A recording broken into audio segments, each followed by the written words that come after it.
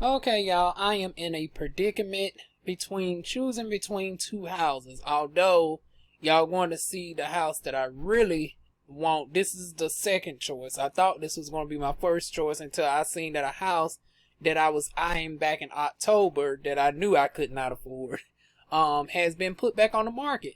It seemed like some renovations has been done to the second house of choice because it went from being on the market for $85,000 to now being on the market for $115,000. So I like to see all the upgrades because even with the pictures that I saw, I'm trying to see where's the extra 30,000 in compared to the pictures from the last time. But let's look into this one first. So this one is 3 bedrooms, 1 bath, built in 1945. Yeah. Ugh. That's the outside. And I've actually walked to this property and the trees are actually larger and obscuring the windows. That could be a plus or a bad thing depending on who you are. I consider it a positive considering the area, honey. Oh, also I should mention that both of these houses, which was not planned, is still within walking distance of my job at the university. Even though, like I said, it's weird that all these houses that I keep coming up with are still within relatively close distance of my job. So I guess that's somewhat bittersweet because it seems like I might end up being there longer than I thought. Just long enough to at least to secure a FHA loan, which they have changed the requirements. It's a good thing I have been working on my credit score because y'all know up until now you just only needed a 580 credit score to qualify for a 3.5% down payment. Now it's up to like 640. In which I got a credit video coming up on my business channel, how I increased my credit over 100 points within 30 days. But yeah, my credit score right now is sitting at 625. At the end of the month, it will be sitting right at 645 to 650. So, but still, I want mine to be up in the 700s. That way I know for sure I qualify for the best rates. But yeah, due to the COVID, they're trying to make it where the minimum score is 640, where you can get that 3.5% down payment. So I'm right there. But still, I want to do a rent to own to ensure my better chances, and both of these are rent to own. So even though this is listed as 135, the owner has it as 104. Now, granted, this might be what it's cost after all the taxes and shit going through the company. Versus if we just deal with the owner, we can stick with that 104. 104, 105 range because I ain't looking to pay no 135 for this, to be honest with you. Especially the street that it sits off of, you are not quite in. It's like it's right on the tail end of being in a prestigious neighborhood, but it's not quite there. It's just about 500 feet off from that. So that's the outside view. I wish I could show y'all the neighborhood, but for, safety reasons, nah. And then the last picture. So y'all tell me about this one. Once again, 3 bedrooms, 1 bath, built in 1945. Pretty dated. But, we can make do. I don't like that I ain't see what the bathroom looked like, though. Because when I think of 1945, I seen what some houses built in those times. Oh, no. I hope they at least updated the bathroom at least to the 80s.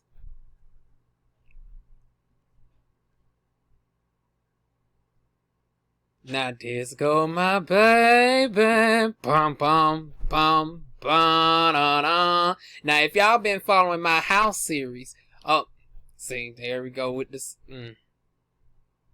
Note the self one, block out that. Oh fuck it, I ain't getting that one anyway. Nah, I still block it out. Damn. See, I ain't want to go through the stress of darn going having to do no editing, cause y'all know with this software I can't do no live editing and shit. Now I got the darn gone edit just to block out that darn gone address. God damn a bill. But anyways, this is the second house though. Y'all know I'm lazy as hell. Y'all know I did not want to do no editing. I love when I can just upload a video, but now I got darn gonna put in a image just to block out that address. But this the second one. And I ain't talking about this because y'all can't get the address off this. I'm talking about this up here. But honey, this one is 5-bedroom, 2-bath. Granite countertops, hardwood floors, havoc, and huge backyard. Call Mike for more details. And 1,900 square feet. And this is 115,000. It's not showing the price range immediately. Oh, there it go. 115,000. The last one I showed you is 105. This is just $10,000 more.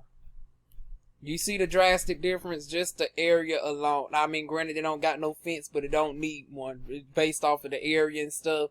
I like the outside business. Like, we ain't even got to the inside of the house yet, and it's already done won in my opinion. That's the second view.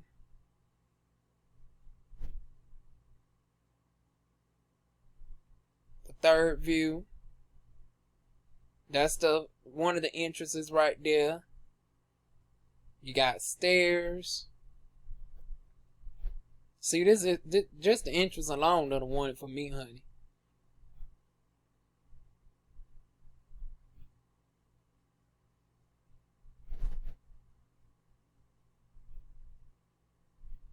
Oh, and then look at that flow, y'all. Now that flow looks a little... See, now I change out these countertops in my opinion. Yeah, I personally changed this out.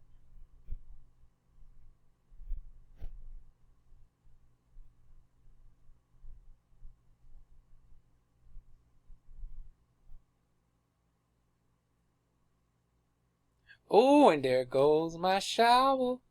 Honey, y'all know I like this type of background. I don't like that darn gone old type. That's why I was worried about what was in the first bathroom. Because, you know, 1940s is more common to have that microscopic tile look that I'm not looking for. I like this, honey. This is the type of design that I like for a tub, honey.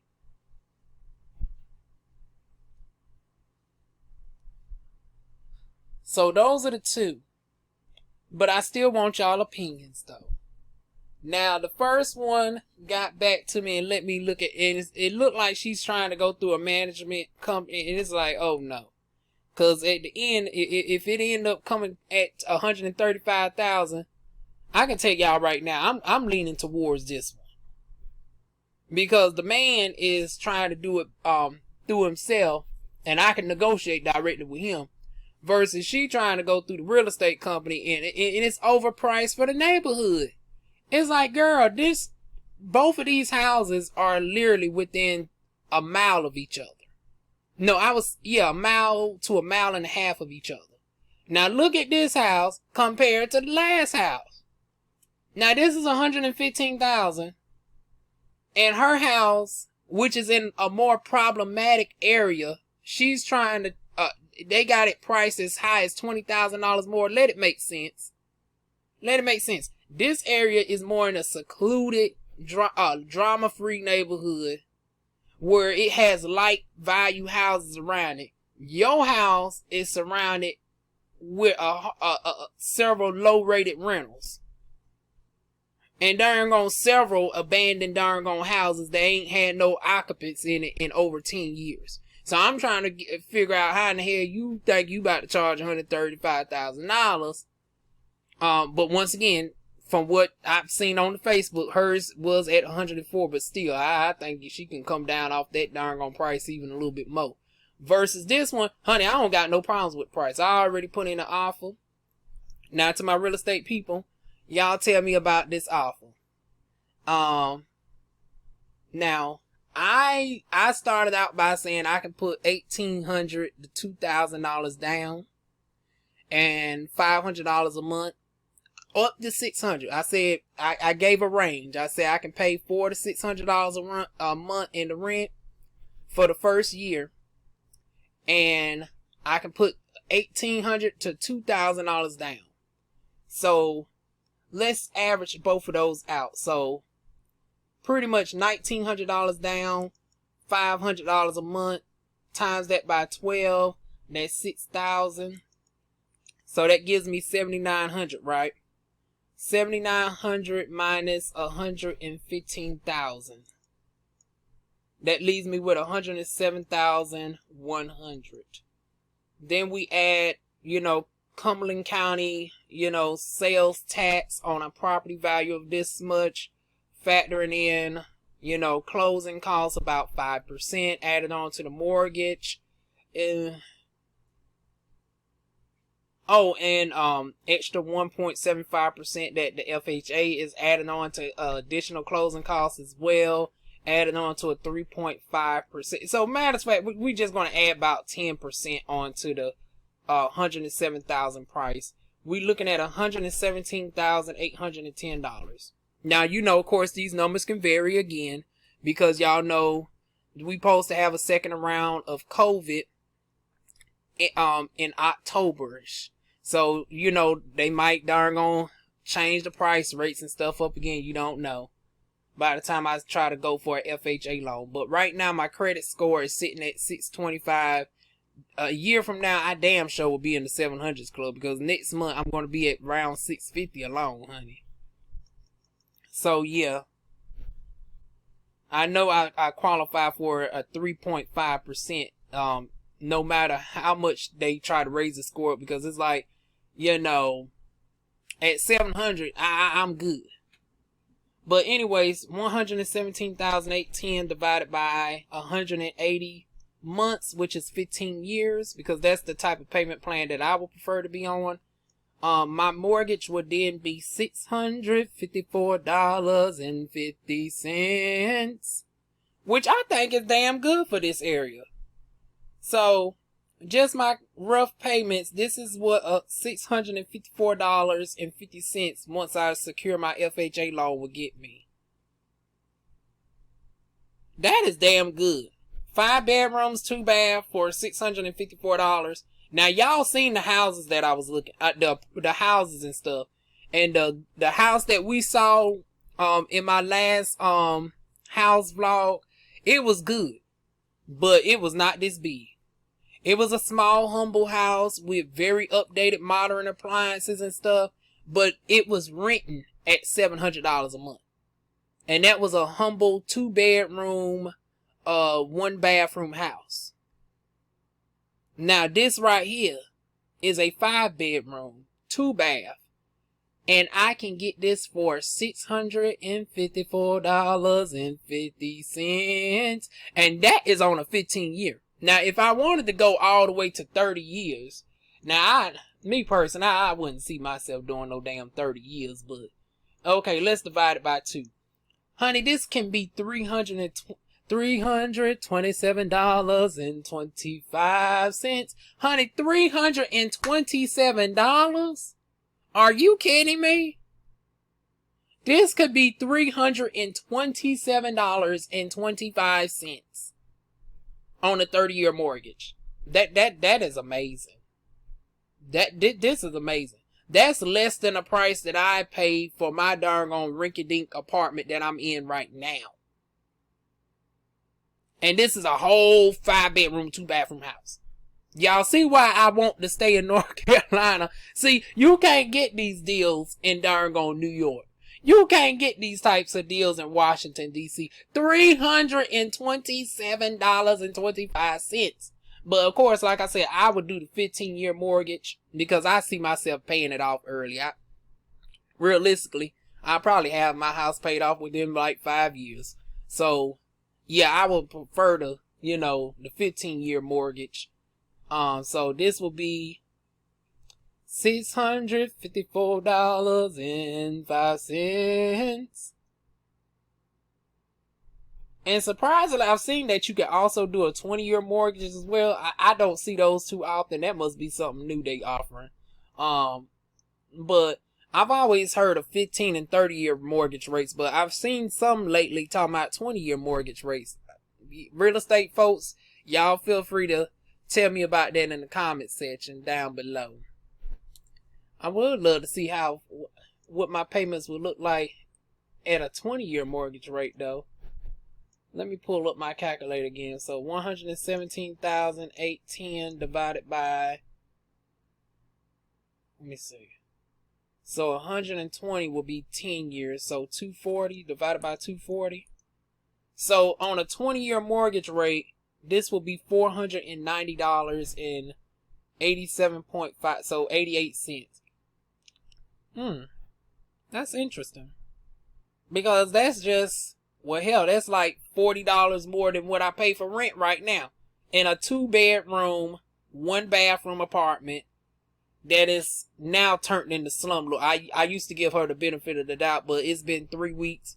I don't got no running darn sink. I'm using the darn tub to brush my teeth in the morning. There's a leak in the kitchen. She done turned into a darn slumlord, honey. And honey, I'm fixing to get the fuck away from this mess. But for $40 more on a 20-year mortgage, I could get this. Oh my goodness! But like I said, I'm in the process of negotiations, and I think I priced it fairly. But y'all tell me, especially my people who are skilled in rent to own. I did my due diligence and researching, and they said the appropriate amount for rent to own is 1 to 3% down payment. So once again, this is $115,000, right? So I offered $2,000. So $2,000 into $115,000. That is 1.7%. So that's like a little bit over half in the middle, because once again, the most that you want to put down is 3%, and the least that you want to put down is 1%. So 1% would have been $1,150. So I nearly, put down double that. And then, like I said, the mortgage, I was going to put it at $500 a month. At the median. It can go as low as $400. It can go as high as $600. $600, I don't want to do more than $600. Because once again, I got to think about the fact that, okay, I got to get movers, to get my stuff in my bedroom down here. I also got to furnish this house, because once again, this is a large bit of house, honey. I'm going from 600, well, hell, it's not even 600 square feet, because most of my stuff is just in my bedroom. So basically, I'm going from like 150 square feet to 1,900 square feet all by myself.